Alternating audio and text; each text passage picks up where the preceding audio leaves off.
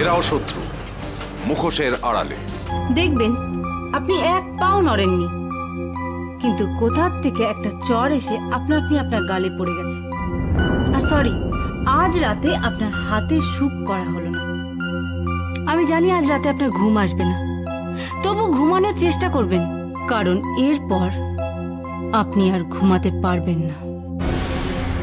Understand? You better understand.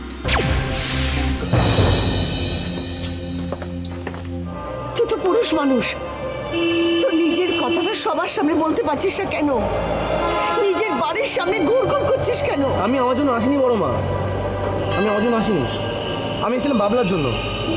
শুনলাম বাবলা নাকি খুব বড় রোগ হয়েছে। আমি সেটা ভাবতেও পারিনি কোনোদিনও। আমি শুনলাম ওর নাকি ব্লাড গ্রুপ ও, আমারও ও ব্লাড গ্রুপ। শুনলাম আমার ব্লাড গ্রুপে অনেক প্রবলেম আছে। যদি কোনো দরকার হয়, যে কোনো রকম প্রয়োজন হয়, আমাকে একবার এসে বলো। আমি চাই না ওর কোনো ক্ষতি হোক। ওর জন্য আমি আমার রক্তের শেষ বিন্দু পর্যন্ত দিতে রাজি আছি। আমার কোনো অসুবিধা হবে না। সামনে ঝন্টুদার দোকানে বলে যাও, আমি খবর পেয়ে যাব। আমি আসছি। আচ্ছা আচ্ছা, অমিতকে কোর্টে তোলার ডেটটা কবে? পরশুদিন। ও বের হবে, আলবাত হবে। যদি আমাদের প্ল্যান ঠিকঠাক কাজ করে, ঠিক হবে। আমিও তো তাই চাই। আমি যখনই রাইমার মুখের দিকে তাকাচ্ছিলাম, তখনই নন্দিনীর কথা মনে পড়ছিল, আমাদের বিয়ের কথা মনে পড়ছিল। সিঁদুর পড়াতে গিয়ে আমার চোখে জল দেখে রাইমান বুঝতে পারি যে আমিও কোনোদিন হতে পারবো না। তাই ও নিজেই না করে দেয়।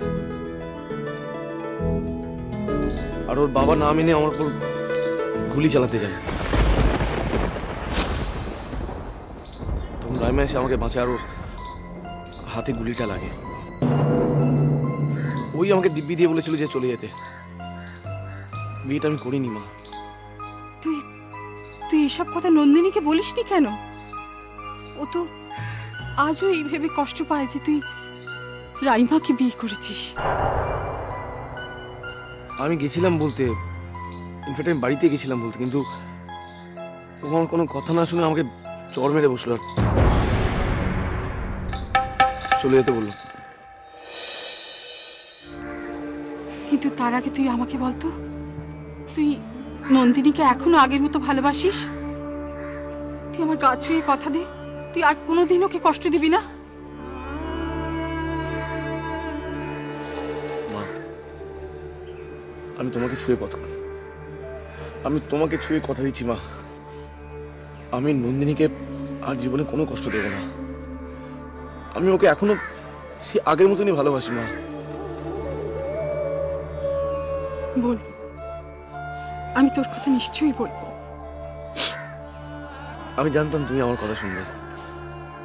মাঝি, আমাদের যেতে হবে। চল। অরিজিৎ, যাওয়ার আগে একটা কথা বলে দিই, তুই একটু সাবধানে থেকো। শুভঙ্কর কিন্তু তোমাকে খুঁজে বেড়াচ্ছে। ও ওর প্রয়োজনে তোমাকে কিন্তু গুলিও করে দিতে পারে। জানি, আমি জানি। আমি সাবধানে থাকবো, তুমি চিন্তা করো না। তোমরা এগো। খোদা হাফিজ। খোদা হাফিজ। আমি সবার সামনে দাঁড়িয়ে সব কথা স্বীকার করব। আমি সবটা মেনে নেবো। আমার যাওয়ার নাই আছে, আমি সব মেনে নেবো। শুধু ভগবান তুমি আমাকে শান্তি দাও, অন্য কাউকে ভাবলাম না। ও নেগেটিভ রক্তের খুব দরকার। তুমি একটু দেখো, হ্যাঁ, মাথায় রেখো। দেখি ছেলেটা কি করলো।